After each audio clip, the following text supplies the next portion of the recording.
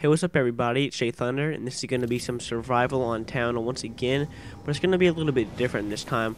I'm going to be pack-a-punching guns that normally people won't pack-a-punch, such as like the M14 and the DSR-50 and things like that. And I actually have pack-a-punched some of these guns more than once before, and it gives you some pretty useless attachments. One time I got a suppressor on the DSR-50. One time I got a target finder on the M8A1, and just a bunch of useless attachments. And actually, they're not completely useless, but I mean, in zombies, they are.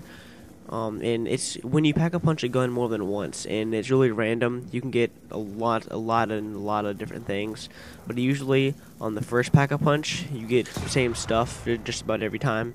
And then you pack a punch it again, and then you'll get like a grenade launcher, and then you'll pack a punch it again, and then you'll get something else. And guns off the wall, I think you can only pack a punch once. And I've tried to pack a punch the M14 twice, and the MP5 twice, and the M16 twice, and transit, but it doesn't work. So it's just guns that are in like the multiplayer, I think. But it actually is pretty fun to see what type of attachments you get, and it depends on which guns you pack a punch twice too. And like the hammer, I think I've only pack a punch that twice, like once, and it was actually pretty cool. It was just a king reticle on a red dot sight, and I mean that's not bad. That's not completely useless, but in zombies, it doesn't really matter that much. And when you have a gun in multiplayer that's for accuracy and not so much for damage, it doesn't do very good in zombies, because accuracy doesn't matter in zombies, because you would have to be pretty bad to not hit zombies that are walking very slowly at you. But I mean, if you don't have damage on a gun, then it's gonna suck, obviously. Many of you guys know that. But the hammer and the RPD are the two guns that are must-haves at late rounds. If they're on fire, you don't want to put a full mag into them, because usually they'll die before you can put the full mag into them. And I'm going to try to get up to 3,250 points. See right there? I shot him toward the head, and therefore he went ahead and exploded. But if you get exploded on like I just did right there, and then you get hit, you're down. Oh my gosh. These zombies don't seem to have a lot of health, which usually is not a bad thing. But I'm trying to point whore, basically get as many points as I can. And it's all about luck sometimes. When you get really good drops at low rounds, like insta-kill and double points and max ammo, I mean, it really sets you off good for the rest of the game.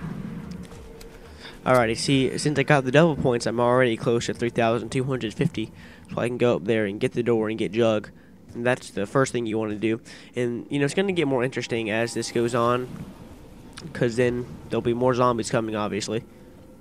And then also I'll be able to pack a punch the guns that I need to pack a punch. Oh, crap. Should I go ahead? I don't even have enough yet. Wait for it. I think I have enough. I'm not going to risk it anyway. This door's not even open yet, so I may as well just keep shooting at him. Alright, barely got enough for Jug. Now, how are these already up here?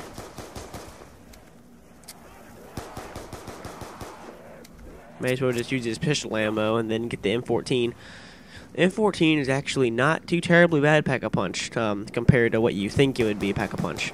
I mean, compared to all the other guns, it sucks, because obviously it costs 500 and it's just off the wall.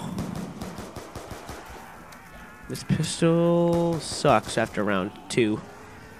It's like got a huge drop after that. Sleight of hand is actually a very good perk to use, especially when you're running the strategy that I'm going to run this time. And it's actually a different strategy than I ran last time when I did a survival on town. I think you guys have probably seen it from like an Alley A video or something. Well, now I'm out of ammo, so now I'm going to have to go get that M14 and mow these zombies down. and then hopefully I'll get enough to open the store, get quick revive, and then just kind of build up my points from there. Maybe get lucky with a mystery box. Something else that sets you off good is when you get lucky with a mystery box early. And that's just because you don't want to waste too much money on the mystery box. And on your first try, if you get a hammer and RPD, I mean, you're not going to hit it again, I wouldn't think. And then you only spent 950, and then you're going to get, you know, obviously a lot more than 950 points back by shooting the zombies with the hammer. With, you know, how many bullets it has. You pack a punch it, and then it's got, you know, 700 some bullets. So, you know, luck is basically what you need in zombies. And if you start getting it at later rounds, well, most of the time if you don't have a whole lot of luck in the earlier round, excuse me.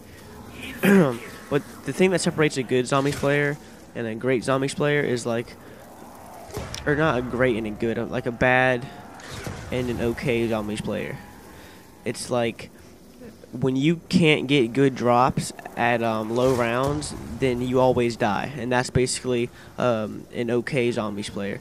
But a good zombies player, no matter what drops they get at low rounds or high rounds or any round for that matter, they're still going to, you know, get past the rounds and get to higher rounds.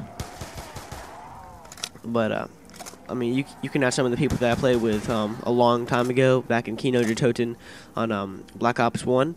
When I first started playing zombies, I was always the worst player. I always had the most downs and the least amount of kills and the least amount of headshots. I was so bad at zombies. And then I saw the Syndicate Project and then watched some of his stuff. And then, of course, my favorite commentator, Chris Smoove, he started uploading some zombie stuff. But I like Chris Smoove's style. He's not for this is how to do this and tutorials and things like that. He does just plain entertainment. And I feel like I'm a little bit of both. Like, you'll see my live commentaries and you can see if, you know, you can get a little bit better at zombies, which, I mean, don't get me wrong, I'm not too great of a zombies player, but some people that don't ever play zombies and want to get good at it, you know, they just watch any zombies videos and they can get better by that. That's what I did. I even watched smaller commentators zombies videos and still got better off that. Alright, hopefully I can get lucky. Alright, that's not bad actually.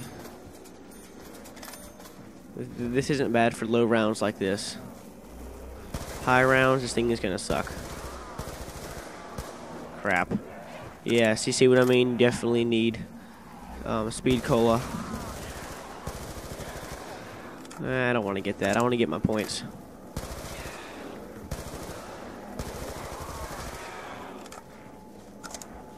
See, why do I get max ammos when I don't ever need it? When I have like a Type 25 and an M14.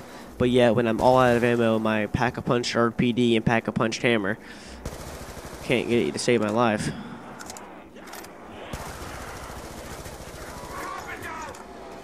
Almost got down right there.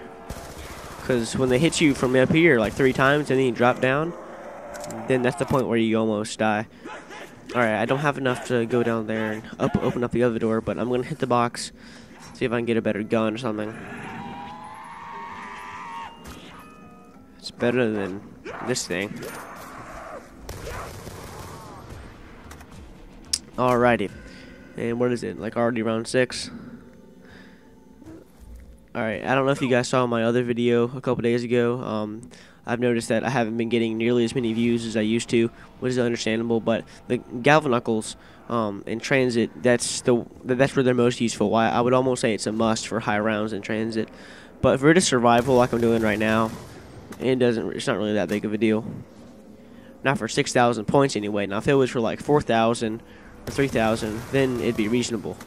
But it still takes a while to build up 6,000 points, even with just knifing. Any day now, zombies. Oh, jump. I didn't mean like now.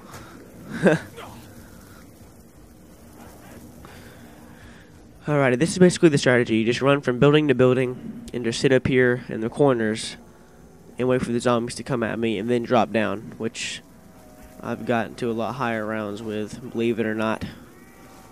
Miss. Missing about like 20 feet right now.